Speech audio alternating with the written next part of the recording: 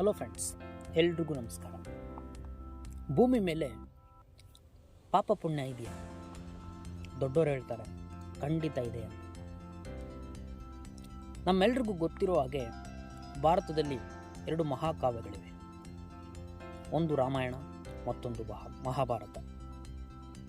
ಮಹಾಭಾರತದಲ್ಲಿ ಪಾಂಡವರು ಮತ್ತು ಕೌರವರು. ಪಾಂಡವರು 5 ಜನ, ಕೌರವರು 101 ಜನ. ಪಾಂಡವರು ಮತ್ತು ಕೌರವರ ಮಧ್ಯೆ ಕುರುಕ್ಷೇತ್ರ ಯುದ್ಧ ನಡೆಯುತ್ತೆ. ಕುರುಕ್ಷೇತ್ರ ಯುದ್ಧದಲ್ಲಿ ಕೌರವರು ಸಂಪೂರ್ಣವಾಗಿ ನಾಶ ಆಗ್ಬಿಡ್ತಾರೆ, ಪಾಂಡವರು ಬದುಕುಳಿತಾರೆ. ಕೌರವರ ತಂದೆ ತಾಯಿ ಬಂದು ಧೃತರಾಷ್ಟ್ರ ಮತ್ತು ಗಾಂಧಾರಿ, ಇವರು ಕೂಡ ಬದುಕಿರ್ತಾರೆ. ಶ್ರೀಕೃಷ್ಣ ಪರಮಾತ್ಮ ಧೃತರಾಷ್ಟ್ರನನ್ನು ಮಾತಾಡಿಸಲು ಬರ್ತಾನೆ. ಧೃತರಾಷ್ಟ್ರ ಕೌರವರ ತಂದೆ. ಈ ಕಾರಣದಿಂದಾಗಿ ಶ್ರೀಕೃಷ್ಣನಿಗೆ ಕೇಳ್ತಾನೆ, ಯಾಕೆ ಕೃಷ್ಣ, ಕುರುಕ್ಷೇತ್ರ ಯುದ್ಧದಲ್ಲಿ ಪಾಂಡವರನ್ನು 5 ಜನನು ಬದುಕಿಸಿದೆ, ನನ್ನ 100 ಜನ ಮಕ್ಕಳನ್ನು ಸಾಯಿಸಿಬಿಟ್ಟೆ, ಒಬ್ಬರನ್ನೂ ಕೂಡ ಉಳಿಸಲಿಲ್ಲ, ಯಾಕೆ ಎಂದು ಧೃತರಾಷ್ಟ್ರ ಶ್ರೀಕೃಷ್ಣನಿಗೆ ಕೇಳ್ತಾನೆ. ಆಗ ಶ್ರೀಕೃಷ್ಣ ಹೇಳುವಂತಹ ಒಂದು ಕತೆ ಅದೇನೆಂದರೆ, ನೋಡು ಧೃತರಾಷ್ಟ್ರ, ನೀನು 50 ಜನ್ಮಗಳ ಹಿಂದೆ ಒಂದು ಪಾಪ ಮಾಡಿದ್ದೆ. ಅದೇನೆಂದರೆ, ನೀನು 50 ಜನ್ಮಗಳ ಹಿಂದೆ ಒಬ್ಬ ಬೇಟೆಗಾರನಾಗಿದ್ದೆ.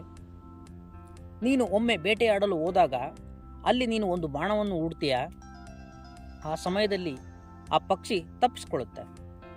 ತಪ್ಪಿಸ್ಕೊಂಡ್ರೂ ಕೂಡ ನೀನು ಆ ಪಕ್ಷಿಯ ಗೂಡಿಗೆ ಹೋಗಿ ಗೂಡಿನಲ್ಲಿರುವಂಥ 100 ಮರಿಗಳನ್ನು ಸಾಯಿಸ್ತೀಯ.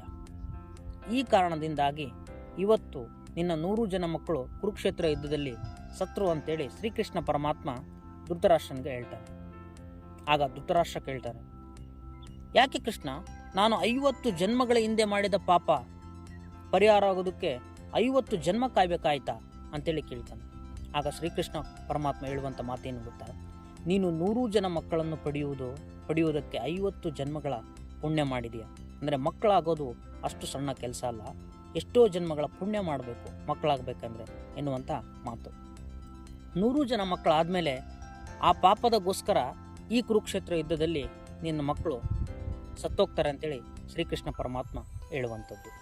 ನಾವು ಇಲ್ಲಿ ತಿಳ್ಕೊಬೇಕಾಗಿರೋದು ಏನಂತ ಹೇಳಿದ್ರೆ, ಪಾಪ ಪುಣ್ಯ ಅನ್ನೋದು ಯಾವಾಗಲೂ ನಮ್ಮ ಹಿಂದೆನೇ ಇರುತ್ತೆ. ಇದು ಯಾರಿಗೂ ಸಂಬಂಧಪಟ್ಟಿರುವಂಥದ್ದಲ್ಲ. ಪಾಪ ಮಾಡು, ಪುಣ್ಯ ಮಾಡು, ಎರಡನ್ನೂ ನಾವೇ ಅನುಭವಿಸ್ತೀವಿ ಬಿಟ್ಟರೆ ಬೇರೆ ಯಾರೂ ಅನುಭವಿಸೋದಿಲ್ಲ. ಇದು ಸತ್ಯ. ನಂತರ ನಮಗೆ ಬೇರೆ ಯಾರೋ ತೊಂದರೆ ಮಾಡಿದರು ಅಥವಾ ನಮಗೆ ಯಾರೋ ಸಹಾಯ ಮಾಡಿದರು, ಇದೆಲ್ಲ ದೇವರ ಇಚ್ಛೆ. ದೇವರ ಇಚ್ಛೆ ಏನಿರುತ್ತೆ ಅದು ಮಾತ್ರ ಆಗುತ್ತೆ ಬಿಟ್ಟರೆ ಬೇರೆ ಏನೂ ಆಗುವುದಿಲ್ಲ.